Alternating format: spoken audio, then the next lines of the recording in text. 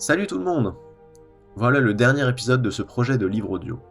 J'espère que la fin vous plaira et qu'elle vous surprendra. Je vous laisse découvrir sans plus attendre. Krakos retourna chez lui et entreprit en une nuit dangereusement caféinée d'achever cette toile. Non sans mal, il la laissa sécher sur le rebord de sa fenêtre. Cette dernière sérénité, avant le déluge, lui permit de méditer sur ce qu'il s'apprêtait à faire. Plus l'aube approchait, plus la solution devenait limpide à ses yeux. Au cours de la matinée, Krakos reçut un appel de l'hôpital Bakan. Elle était sur le point de partir. En conséquence, il se précipita et plus vite qu'il n'aurait pu le faire, il se retrouva à cet étage blanchâtre et morbide où elle devait se reposer. Il ouvrit la porte sur laquelle était inscrit le nombre 352 et lâcha son bouquet de fleurs tant la surprise le prit de court. « Chérie, te voilà! J'ai eu si peur, lui dit-elle. Il se frotta les yeux, ramassa ses fleurs et fondit sur elles comme une abeille sur du nectar.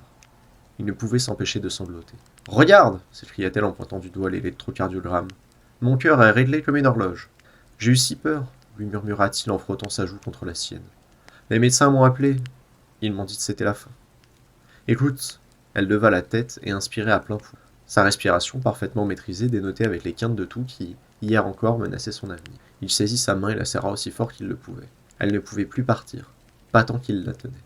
Élodine, comment ça va à l'école lui demanda-t-elle. Ça va aller, ça va aller. Je ne lui ai toujours pas parlé de ton état de santé. Je suis impatiente de la revoir. Elle est la meilleure chose que tu aies peinte, déclara-t-elle en observant le plafond, et rajouta « C'est pas la peine, regarde-moi », tandis qu'elle levait ses bras pour montrer ses biceps. Le silence s'installa peu après, ce qui laissa à Krakos le temps de replonger dans ses pensées pleines d'appréhension. Elle le décryptait méticuleusement et tentait de raccrocher son regard au sien pour le rassurer. Puis, elle reprit énergiquement. « Dis, tu irais me chercher quelque chose à boire?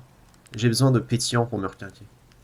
Et ils n'ont même pas de thé ici. » Pris de court, Krakos hocha simplement la tête en gardant le silence et lui plaça dans ses mains ses fleurs préférées. Le fil de ses pensées lui avait échappé.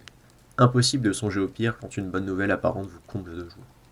Il rétorqua avec humour en passant le pas de la porte. « J'en profiterai pour aller trouver celui qui m'a fait cette frayeur. Bouge pas, hein » annonça-t-il en souriant. Krakos s'élança dans le dédale, et non sans mal il parvint à dénicher le distributeur de boissons. Mieux encore, il y trouva un interne qui sirotait une quelconque boisson. Il récupéra ce pourquoi il était venu, et galvanisé par le dynamisme de sa femme, il l'interpella brutalement. « Dites donc, vous avez pas fait appeler pour la chambre 352 ?» Surpris, l'interne se retourna et manqua d'avaler de travers ce jus de chaussette que la machine nommait café. Après avoir repris son souffle, il prit conscience de l'identité de son interlocuteur, et son visage bascula dans l'incompréhension. « Mais, qu'est-ce que vous faites là, vous? Vous n'êtes pas avec votre femme ?» s'exclama-t-il, visiblement confus. « Je viens de là-bas, justement, elle voulait une... » À cet instant, le beeper de l'interne retentit à travers tout le couloir. En un coup d'œil, il se précipita où le devoir l'appelait. Krakos, laissé dans le désarroi le plus total, rebroussa chemin sans vraiment comprendre ce qui se trame. Du moins, jusqu'à ce qu'il se retrouve dans le couloir du 3e étage. Là-bas, une ribambelle de médecins gravitait autour de la chambre 352. Il tenait machinalement la poignée de la porte, laissée ouverte par l'arrivée brusque du corps médical. Elesta n'avait pas pu le quitter sous ses yeux. Cela aurait été trop dur pour elle, et sans doute pour lui. Traversé par un spasme violent du bassin jusqu'au sommet du crâne, Krakos rouvrit les yeux. Il maintenait la poignée de la porte 115. Qui sait combien de temps était-il planté là, perdu à la dérive sur l'océan des réminiscences qui ondulaient dans sa tête. Heureusement, les filles dormaient à point fermé. Il déposa son sac au pied du lit de sa muse, lorsque Nara l'interpella et l'invita, comme à son habitude, à échanger dans le couloir. Machinalement, il suivit l'ombre de l'infirmière qui commençait à lui parler. Ses mots ne l'atteignaient pas. Son esprit s'était échappé si loin qu'il était impossible à Nara de l'atteindre, là où il était. Elle le saisit comme elle en avait l'habitude et l'examina si profondément dans les yeux qu'elle aurait pu voir ce pauvre Krakos perdu à la dérive au cœur de l'obscurité marron de ses iris.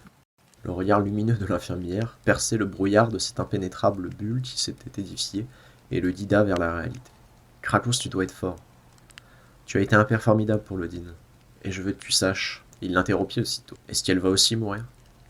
Ses pupilles s'étaient mêlées aux anneaux bruns qu'elle observait attentivement. Presque par réflexe, Nara sentit un profond malaise et une certaine appréhension face à lui. Son regard en un éclat s'était vidé de toute vie, de toute âme, et se cristallisa en cet aspect vitreux qu'elle avait déjà observé chez les morts. Nara tenta d'échapper à ces deux orbes pesants dressés vers elle et se rendit compte avec effroi qu'elle s'était elle-même piégée en lui donnant ses mots.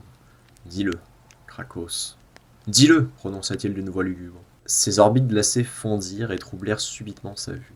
Dans ce brouillard lacrymal, Krakos aperçut à nouveau Elesta prendre place face à lui. « Il n'y a plus rien à faire, lui déclara-t-elle.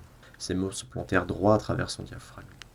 Il perdit tout l'air que contenaient ses poumons et s'écroula en larmes, tremblant de toutes parts, agenouillé sur le sol du couloir sombre de l'hôpital. Ses sanglots lourds et bruyants, inconsolables et ininterrompus, se mêlèrent aux lointains pleurs des patients qui percèrent un à un par écho le silence de toute l'aile, comme si l'ensemble de l'hôpital se lamentait à l'unisson.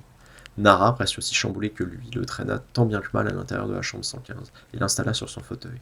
D'un revers de sa manche de blouse, elle essuya son visage et lui dit « Je vais te chercher un montant, par pitié, attends-moi. Ne pars pas sans que je sois venu, je t'en prie. Je vais faire vite, je te le promets. » Tremblotant et vaseux, il ne put lui répondre. Ses yeux ne purent suggérer qu'un énième merci à l'infirmière. Elle repartit rapidement et ferma la porte derrière elle, le laissant dans la pénombre des appareils et de la lune. Se ressaisissant peu à peu, Krakos recouvra ses esprits et puisa en lui la force de se redresser. Tout son être transpirait de sa lugubre résolution. Il se pencha au-dessus du lit de sa fille, qu'il embrassa sur le front pour une dernière fois. « J'ai promis de te protéger, ma muse, » murmura-t-il, « car tu es la plus belle œuvre que j'ai. » Silencieux comme la mort, il ouvrit la porte de la chambre 115 et balaya de droite à gauche son regard. Rien n'était à l'horizon. Alors il avança dans le couloir. Discret comme l'ombre de lui-même, il entra dans une des pièces avoisinantes. Après plusieurs minutes, il en ressortit brusquement et retourna vers la chambre. À nouveau, il répéta le balai de ses yeux, pour rassurer ses arrières, et disparut derrière la porte 115. Un peu plus tard, Krakos s'échappa jusqu'à la sortie, traînant avec lui la mort à son pied. Il croisa lors de cette escapade Nara qui immédiatement l'interpella. « Krakos, je t'avais demandé de m'attendre, déclara-t-elle. Bon, écoute, je finis mon service bientôt. Je veux que tu reviennes demain matin, et que nous prenions quelque chose à la café. Fais-le pour moi, ou pour elle. Elle t'aime, tu es son père et rien ne pourra changer ça, disait-elle en cherchant en vain l'esquisse d'un sourire sous son masque. Je sais, répliqua-t-il sèchement avant de prononcer ces derniers mots. Je m'en vais nourrir les canards. Nara se précipitait à la poursuite d'un brancard, dirigé par les médecins prêts à agir. Lorsqu'elle parvint à rattraper ce cortège, il était déjà trop tard. Les portes du bloc se refermèrent face à elle, la laissant dans l'incertitude la plus totale. Pendant de nombreuses heures, elle patientait à la porte. À vrai dire, avait-elle quelque chose de plus important à faire durant son congé? Krakos lui avait fait faux bond ce matin-là. Il lui fallut attendre encore longtemps pour qu'une chirurgienne sorte enfin de cet antre. L'infirmière l'assaillit de questions et glana l'information qu'elle désirait tant. Lodine était en salle de réveil. Ni une ni deux, elle fonça à son chevet et s'installa à ses côtés. Elle prit soin de tout ce qui la concernait. Elle en profita même pour observer la fraîche couture sur son abdomen. Non sans mal, la jeune fille émergeait de son profond sommeil médicamenté. Les murs ondulaient, la lumière vacillait de temps à autre, et le peu de son qu'elle percevait dans ce lieu paisible lui paraissait si diffus, si lointain, qu'elle aurait juré qu'il provenait d'un autre monde. Pourtant, elle était bien là. Et Nara, s'était assoupie à ses côtés, s'éveilla aussitôt. L'infirmière s'adressa immédiatement à elle. Mélodie n'en entendit qu'une fraction. Elle comprit dans ce schmilblick qu'elle avait une lettre, et les gestes de Nara mimaient une boisson, lui semblait-elle. Progressivement, ses yeux retrouvaient tous les détails qu'il manquait, et bien qu'elle souffrît au ventre, elle se sentait bien mieux qu'elle ne l'avait été ces dernières semaines. Elle se munit de la lettre scellée et déplia son contenu. Un papier rédigé par une main qu'elle aurait pu reconnaître entre mille, celle de son père. « Ma chère Muse, j'ai pris soin de déposer ce document sur ta table de chevet. J'espère qu'il sera parvenu jusqu'à toi. Je ne saurais dire à quel point je suis désolé. Désolé d'avoir manqué ton réveil. Désolé pour tout ce que j'ai fait. Désolé de ne plus pouvoir être présent. Voilà plusieurs semaines que ton agonie durait sans que je puisse t'offrir la moindre échappatoire. J'ai essayé, maintes et maintes fois, de nous sortir de ce gouffre, qui, à mesure que l'hépatite s'étendait sur ton foie, nous faisait sombrer, ta mère, toi et moi.